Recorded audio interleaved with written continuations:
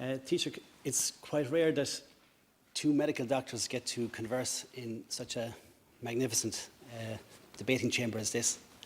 It's also quite rare that a recently retired member of the Defence Forces gets to address a sitting Taoiseach, who's also the current Minister for Defence.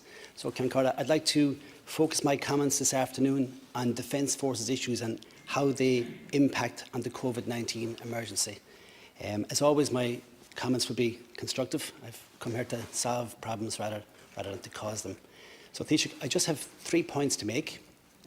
First of all, I would like to thank yourself and Deputy Martin for your very worthwhile response to the Labour Party's submission in the last few days, in which you promised to establish an independent, statutory and standing peer review body for Defence Forces personnel. I think this is a hugely significant development and has potential to completely transform the defence experience between now and Christmas in this country, if it is established and structured properly.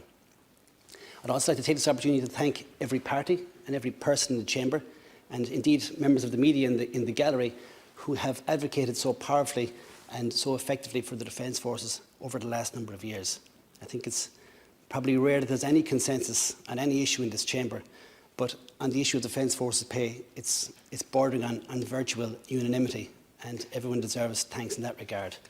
I'd also like to point out to the Labour Party that their stance on this issue has not gone unnoticed by the defence community all over the country, in every constituency.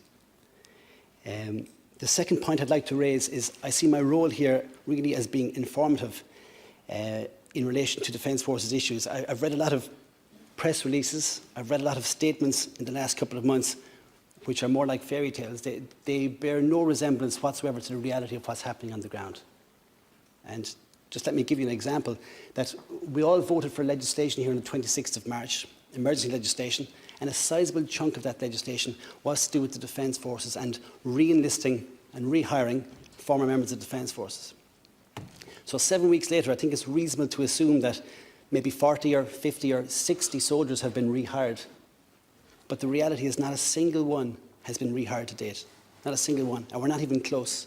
No interviews have taken place. No medicals have taken place. No Garda vetting has taken place. So I think that's an issue that we need to focus on. There's a number of reasons why no one has been rehired, but the main reason is that the terms and conditions are pretty appalling. So if you're a former soldier and you're fully trained and you wish to return to Defence Forces to fight COVID, you'll be offered a 3-year contract. And incredibly, if you don't stay the 3 years, you will be fined by the Department of Defence €300.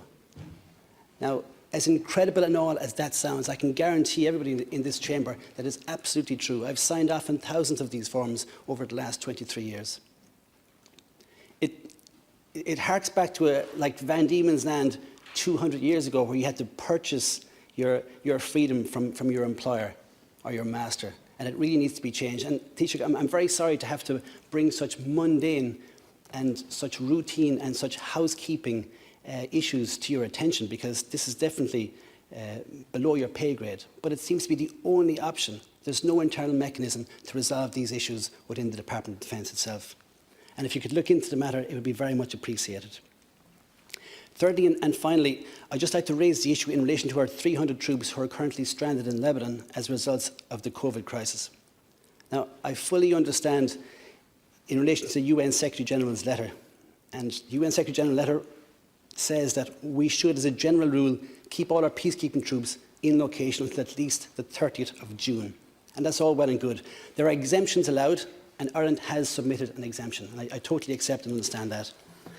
There are 6 issues, though, that you may not be aware of, and people in the House most likely are not aware of either. Firstly, there was advance warning that this letter was going to be issued. There was a window of opportunity to rotate our troops, and that opportunity was not seized.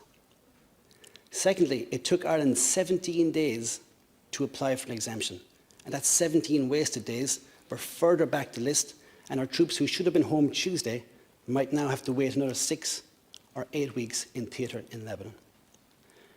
The third issue I would raise is the real issue while our troops are still in Lebanon is that we have no military air transport. This is completely unusual. This is not normal. Every one of the EU 27 states, even tiny Malta and tiny Luxembourg, have military air transport to move their people around. And that's why we got people out of Mali, because we could hitch lift on a Spanish aircraft and hitch lift on a German military aircraft. The fourth issue I would raise is the UN are actually paying for these rotation flights. It's going to cost about €250,000 for 2 return flights to Lebanon.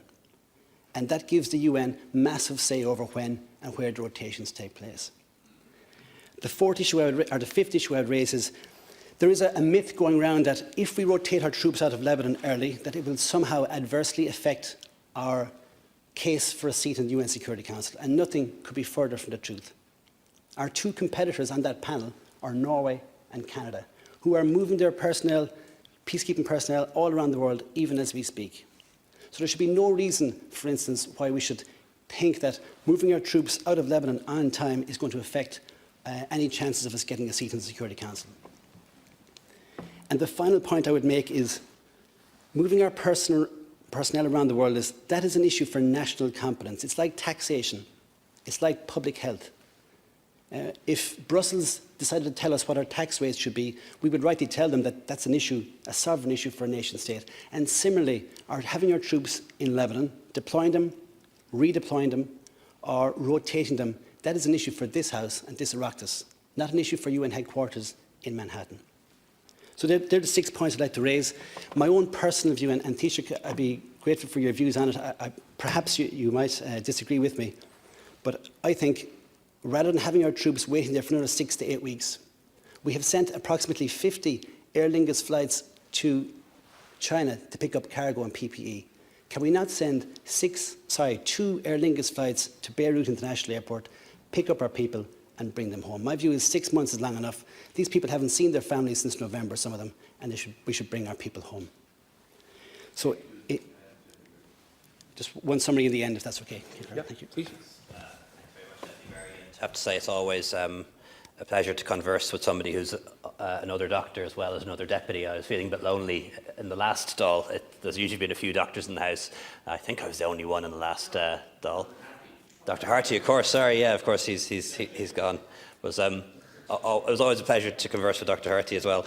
But it's good to see Dr. Berry is here as well. So there's at least 2 of us, and I do look forward to a good robust and positive relationship.